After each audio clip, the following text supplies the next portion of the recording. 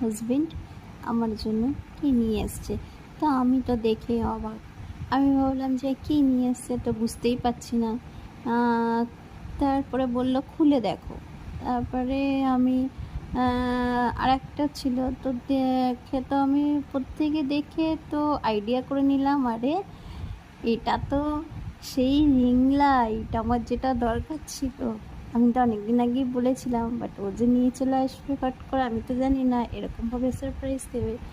তো বন্ধুরা দেখো, আমি তো ভীষণ খুশি। আর এরপর আমি আরও ইন্টারেস্ট পেয়ে যাচ্ছি ভিডিও বানাতে। আর রিং লাইটটা হওয়াতে আমার অনেকটাই সুবিধা হচ্ছে।